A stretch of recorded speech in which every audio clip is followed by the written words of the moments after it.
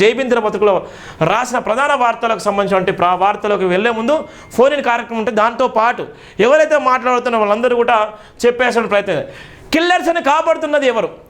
నేను రాసినటువంటి ప్రధాన వార్త జైబీన్ దినపత్రికలో ప్రధానంగా రాసినటువంటి వార్త ఇక్కడ ఉన్నటువంటి కిల్లర్స్ ఎవరు, ఆ కిల్లర్స్ ఎక్కడి నుంచి వచ్చారు, ఆ కిల్లర్స్ వెనక ఉన్నటువంటి వ్యక్తులు ఎవరు, ఆ కిల్లర్స్ని కాపాడుతున్నటువంటి వ్యక్తులు ఎవరు, ప్రవీణ్ పగడాల గారు ఎక్కడ చనిపోయారు, ప్రవీణ్ పగడాల గారు నిజంగా ఆయన తెలంగాణ రాష్ట్రంలో చనిపోయారా, ఆంధ్ర రాష్ట్రంలో చనిపోయారా అనేటువంటిది తేల్చాల్సిన బాధ్యత పోలీసు యంత్రాంగం మీద ఉన్నది. పోలీసు యంత్రాంగంతో పాటు ఇలా ఉన్నటువంటి సుప్రీంకోర్టు, హైకోర్టు అనేకమైనటువంటి ఆందోళన చెందుతుంటే ఎక్కడ కూడా స్పందించడం లేదు. ఎందుకు సుమోటోగా కేసు నమోదు చేయలేదు? ఇలా ఉన్నటువంటి మేధావులు, ఇంటెలెక్చువల్స్ ఎందుకు ప్రశ్నించలేకపోతున్నారు? ఏ విధంగా మాట్లాడలేకపోతున్నారు? ఎందుకు స్పందించలేకపోతున్నారు? ఏం జరుగుతుంది అసలు? ఎంత బాధాకరం అంటే అంత బాధాకరం. అందుకోసమే ఇవాళ ఉన్నటువంటి కిల్లర్స్ని కాపాడుతున్నటువంటి ఎవరు అనేటువంటి ప్రధాన వార్త కూడా జైబీన్ దినపత్రికలో సుమారుగా 10 రోజుల కంచెలు సుదీర్ఘంగా రాస్తూనే ఉన్నాను, రాసి లైవ్ ద్వారా మీకు అందిస్తూనే ఉన్నాను. దయచేసి మీకు నేను చేతులెత్తి దండం పెట్టి చెప్తున్నాను, దయచేసి ప్రవీణ్ పగడాల గారిది ముమ్మాటికి హత్యే. ప్రవీణ్ పగడాల గారిది ముమ్మాటికి హత్యనే. రేపొద్దున నా పైన కూడా దాడి చేసినా ఆశ్చర్యపోనవసరం లేదు, రేపొద్దున నా పైన కూడా నోటీసులు ఇచ్చినా ఆశ్చర్యపోనవసరం లేదు. ఇప్పటికే ఎవరైతే ప్రశ్నించేటువంటి గొంతులున్నారో, ఎవరైతే మాట్లాడుతున్నారో, ఎవరైతే క్రైస్తవ సమాజం దగ్గర ఉండి నటన చేసి క్రైస్తవ సమాజాన్ని అమ్ముకుంటున్నారో, ఇలా క్రైస్తవ సమాజం గురించి మాట్లాడేటువంటి గొంతుకున్నారో, ఇలా ప్రవీణ్ పగడాల గారి వీడియోలు చూసిన తర్వాత ప్రవీణ్ పగడాల గారు నిజంగా తాగుబోతులో చిత్రీకరించినటువంటి సందర్భంలో ప్రశ్నించేటువంటి మేధావులు ఎవరైతే ఉన్నారో వాళ్ళందరూ కూడా నోటీసులు ఇచ్చి అరెస్ట్ చేస్తున్నారు. హర్ష కుమార్ మాజీ ఎంపీ రాజమండ్రి, ఆయనను నిజంగా నోటీసులు ఇచ్చి అరెస్ట్ చేసిళ్ళు, అరెస్ట్ వారెంట్ జారీ చేసిళ్ళు. ఇలా ఉన్నటువంటి అజయ్ బాబు, ఆయన సందర్భంగా ఆయన స్పందించినందుకు ఒక పాస్టర్, ఒక రాజకీయ నాయకుడు, రేపొద్దున జైబీమ్ టీవీ, రేపొద్దున ఇంకో ఎవరైనా మాట్లాడితే వాళ్ళందరినీ కూడా ఇలా చాలామంది హిందుత్వం గురించి మాట్లాడుతున్నారు, క్రైస్తవ సమాజాన్ని అంతా ఇష్టానుసారంగా మాట్లాడుతున్నారు. మనం వాళ్ళందరికీ నోటీసులు ఇవ్వాలి కదా, వాళ్ళందరినీ కూడా అరెస్ట్ చేయాలి కదా. ఇవాళ ఒక TV5 మూర్తి అనే వ్యక్తి ఇవాళ ఇష్టానుసారంగా అవులేగండి అంటున్నాడు, ఇష్టానుసారంగా బూతులు తిడుతున్నారు. ఒక బాధ్యత రహితంగా మాట్లాడాల్సినటువంటి, రాజ్యాంగానికి లోబడి మాట్లాడాల్సినటువంటి ఒక పెద్ద టీవీ ఛానల్ నడిపేటువంటి వ్యక్తి ఇలా ఆ విధంగా మాట్లాడితే ఆయనకు ఎందుకు నోటీసులు ఇవ్వలేకపోతున్నారు? ఇలా శివశక్తి ఛానల్ వాళ్ళు పెట్టుకొని పర్టికులర్గా క్రైస్తవ సమాజాన్ని అంతా ఇష్టానుసారంగా తిడుతున్నారు. క్రైస్తవులను తిట్టడం కోసమే పెట్టినటువంటి టీవీ ఛానల్, చాలా టీవీ ఛానల్స్ ఉన్నాయి. క్రైస్తవులను ఇష్టానుసారంగా తిట్టడం కోసం పెట్టినటువంటి టీవీ ఛానల్ చాలా ఉన్నాయి. హిందుత్వాన్ని పెంపొందిస్తూనే క్రైస్తవ సమాజమైన విషంగా కుదిరినటువంటి టీవీ ఛానల్స్ ఉన్నాయి. కనీసం మరి వాళ్ళ గురించి ఎక్కడ కూడా అరెస్ట్ వారెంట్లు, ఎక్కడ వాళ్ళకి నోటీసులు ఇవ్వలేదు. ఎందుకు వాళ్ళు ఆ విధంగా మాట్లాడుతున్నారు? వాళ్ళు మాట్లాడే మాటలు అసలు ఎంత భయంకరంగా అంత భయంకరంగా ఉన్నాయి. మరి ఎందుకు అంత తప్పుదో పట్టించేటువంటి వ్యక్తులకు ఎందుకు నోటీసులు ఇవ్వట్లేదు? ఎందుకు వాళ్ళని అరెస్ట్ చేయట్లేదు? క్రైస్తవ సమాజం మీద ఎందుకు అంత విషంగా ఎక్కుతున్నారు? ఇప్పటికైనా స్పందించండి, ఇప్పటికైనా నిలబడండి. ఇప్పుడైనా స్పందించకపోతే, ఈ రోజన్నా మీరు మాట్లాడకపోతే, ఇప్పుడైనా మీరు రాకపోతే, రిపోర్ట్ వస్తేనే మేము మాట్లాడతాం అనుకుంటే ఇక ఎవరు కూడా మిమ్మల్ని కాపాడరు, ఎవరు కూడా మీ దగ్గరకు వచ్చి కాపాడలేని పరిస్థితి ఉంటుంది, ఎవరు కూడా మాట్లాడలేరు. ఇవాళ నిజాన్ని నిర్భయంగా చెప్పాల్సిన బాధ్యత మీ ఉంది. ఇవాళ నిజాన్ని మీరు మాట్లాడకపోతే, నిజం గురించి మీరు చెప్పకపోతే, మీరు మీ చుట్టుపక్కల ఉన్నటువంటి సమాజాన్ని మీరు చెప్పకపోతే, మీ కుటుంబంతో డిస్కషన్ చేసుకోకపోతే రేపొద్దున భయంకర కుట్రలు జరుగుతున్నాయి. దానికి నిదర్శనమే ఇవన్నీ. ఒక ఉదాహరణ అని చెప్తున్నాను. ఇక్కడ ప్రధానంగా కూడా జైబీన్ దినపత్రికలో రాసిన ప్రధాన వార్త కూడా చూస్తున్నాం. ఎక్కడ ఉన్నారు ఆ కిల్లర్స్ ఎవరనేటువంటి ప్రధాన వార్త కూడా స్పష్టంగా రాయడం జరిగింది. ఎవరు కాపాడుతున్నారు, ఎక్కడెక్కడ ఉంది? నాకు ఎలాంటి భయం లేదు, ఎలాంటి భయం లేదు.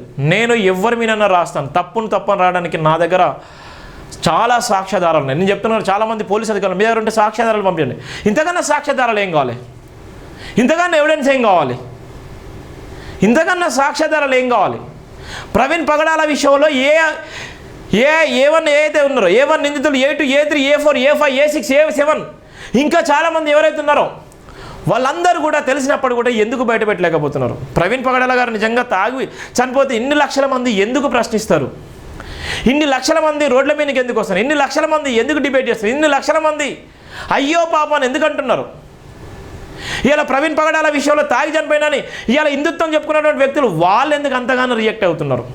ఒక సాధారణ మరణం అయితే ఇలా ఎవరు స్పందించారు కదా. అసాధారణ మరణం పొందింది కాబట్టి అందరూ కూడా అడుగుతున్నారు, ప్రశ్నిస్తున్నారు. ఒక వ్యక్తి తన జీవితం మొత్తం టోటల్గా సమాజం పట్ల మంచిని చెప్పాలనుకున్నాడు. ఆ మంచిని చెప్పే క్రమంలో ఆ మంచిని లేకుండా చేసిళ్ళు.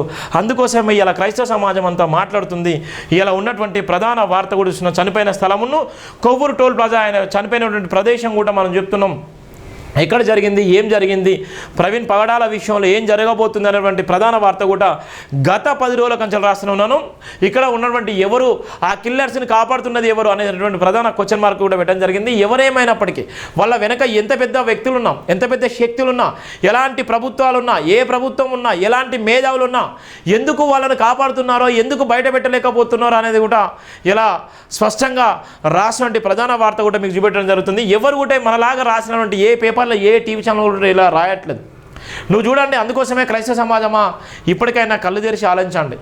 మిమ్మల్ని మసిపూసి మారడేయడానికి మీరు వాళ్ళు చెప్పేటువంటి అనేకమైన ప్రసంగాలు కనీసం ఒక్కరోజు కూడా బ్యానర్ వార్తలు రాయట్లేదు, ఒక్కరోజు కూడా పేపర్లు రాయట్లేదు, ఒక్కరోజు కూడా రాయడం లేదు. ఒక్కరోజు అంటే ఒక్కరోజు కూడా రాయడం, చిన్న ఆర్టికల్ కూడా రాయట్లేదు ప్రవీణ్ పగడాల విషయంలో. కానీ ఇలా అబద్ధాలను సృష్టిస్తూ, అబద్ధాలను అందంగా సృష్టిస్తూ సమాజానికి ఇలా ఎంత మెసేజ్ ఇవ్వాలో అంత మెసేజ్ ఇస్తున్నారు. ఏ విధంగా చెప్పాలో ఆ విధంగా చెప్తున్నారు.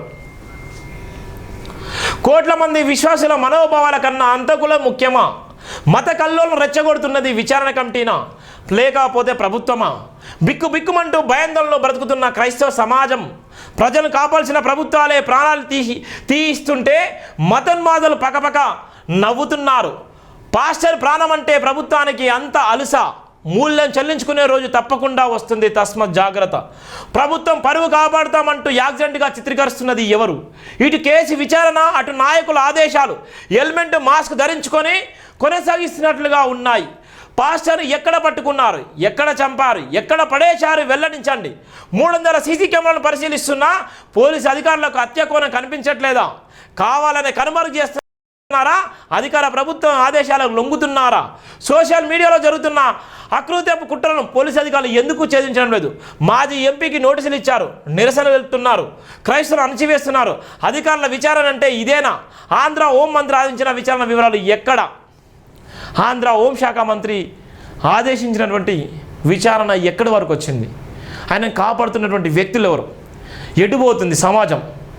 ఇవాళ పదవులు లైఫ్ లాంగ్ శాశ్వతంగా ఉంటాయా? రాజకీయ నాయకులు ఎప్పుడు రాజకీయ నాయకులుగానే ఉండిపోతారా? ఒక మనిషిని రాజకీయ లబ్ధి కోసము, ఒక మనిషిని సనాతన ధర్మంలో, ఒక మనిషిని హిందుత్వం ముసుగులో ఇలా ఇష్టానుసారంగా రాజకీయంగా వాడుకుంటే ఎవరి పాపం అది? ఏ దేవుడు చెప్పాడు? ఏ మతం చెప్తుంది? ఏ కులం చెప్తుంది? ఎంత బాధాకరం అంటే అంత బాధాకరం. చూడండి ఏ విధంగా రాసంటే ప్రధాన వార్త, కోట్ల మంది విశ్వాసుల మనోభావాల కన్నా అంతకులే ముఖ్యమా? కోట్ల మంది విశ్వాసులు నమ్ముకున్నటువంటి వ్యక్తుల వాళ్ళ మనోభావాల కన్నా అంతకులే ముఖ్యమా? మత కళ్ళను రెచ్చగొడుతున్నది విచారణ కమిటీనా లేకపోతే ప్రభుత్వం? మత కళ్ళను రెచ్చగొడుతుంది ఎవరు? ప్రభుత్వాలా లేకపోతే విచారణ కమిటీనా? ఇక్కడ ఉన్నటువంటి ప్రధాన వార్త, బిక్కుమంటూ భయాందోళనలో బ్రతుకుతున్న క్రైస్తవ సమాజం. నిజంగా బిక్కుమంటూ బతుకుతున్నారు.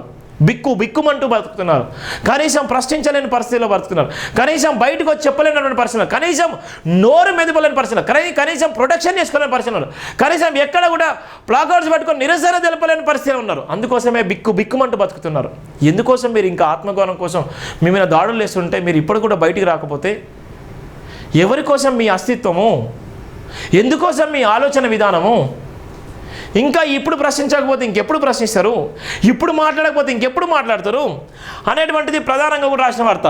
ప్రజలను కాపాల్సిన ప్రభుత్వాలే ప్రాణాలు తీస్తుంటే, ప్రాణాలు దగ్గర నుండి తీస్తుంటే ఎవరికి లాభము? ఏ రాజకీయ నాయకుల లాభం? మీరు వేసినటువంటి ఓటు ఎవరికి వేశారు? మీరు ఓటు ఏ సమాజం కోసం మీరు ఓటు వేశారు? ఎవరి ప్రాణాలు తీసుకోవడం కోసం మీరు ఓటు వేశారు? నీ ఓటు విలువ ఎంత పవిత్రమైందో ఇప్పటికి అర్థమవుతుందా? నీ ఓటుని ఎవరికి అమ్ముకున్నావో, నీ ఓటు కోసం ఏం చేశావో, నీ ఓటు ఎవరి ప్రాణాలు ఇస్తుందో నీకు అర్థమైందా? నీ ఓటు విలువ ఇవాళ నీ ప్రాణం తీస్తుంది. నీ ఓటు విలువ నీ సమాజాన్ని ఆగం చేస్తుంది. నీ ఓటు విలువ నీ మత కల్లోలను సృష్టించి నీ జీవితంలో చెరబడ్డది. మరి ఇప్పుడైనా మీరు రాకపోతే, ఇప్పుడైనా ప్రశ్నించకపోతే ఎవరు నిన్ను కాపాడతారు?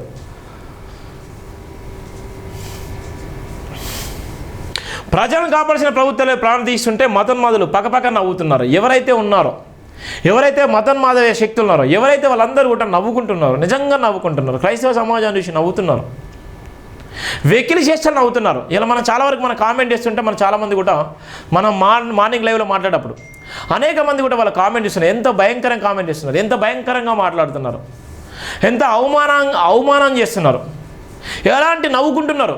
ఇప్పటికైనా మీరు ప్రశ్నించండి, ఇప్పటికైనా మీరు గొంతు చిచ్చి బయటికి రండి. రానంతకాలం ఇలాంటి దాడులు జరుగుతూనే ఉంటాయి. ఇంకా ఎంతోమంది పాస్టర్లు నేల కొరుగుతారు, ఎంతోమంది పాస్టర్లను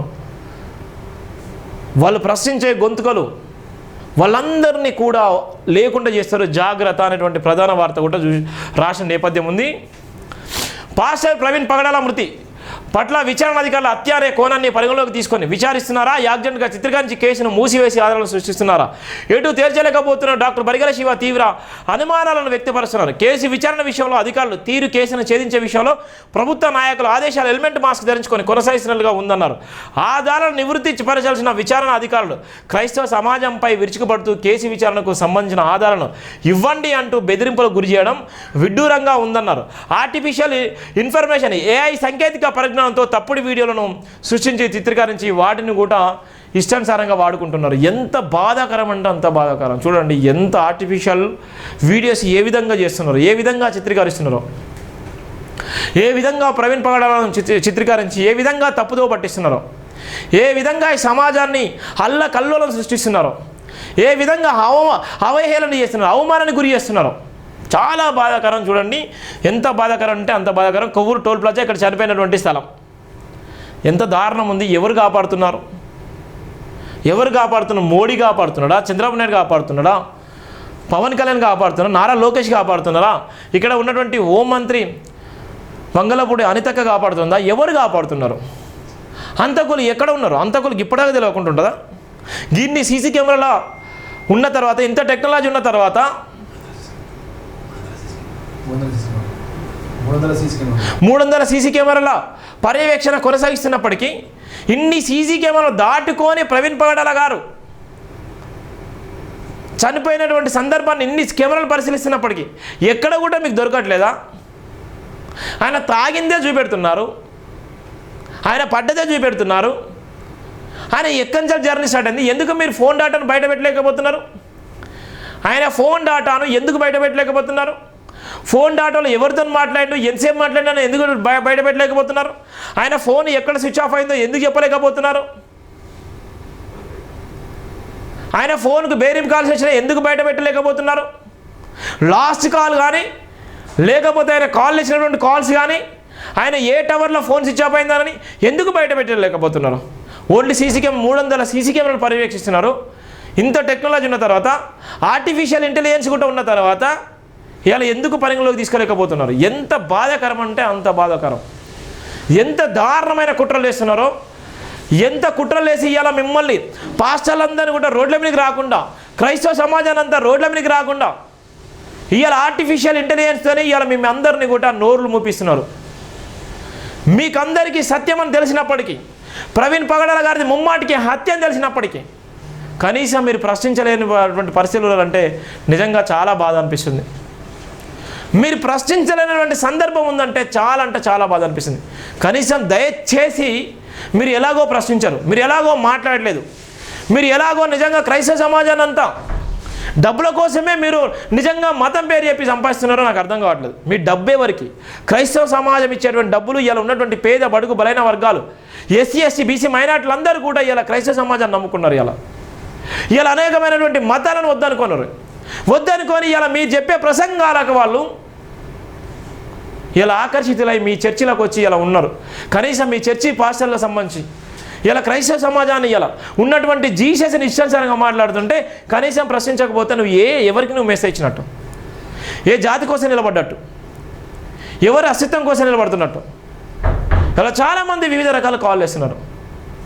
ఎందుకు మీరు ప్రశ్నించలేకపోతున్నారు? చాలా బాధాకరం.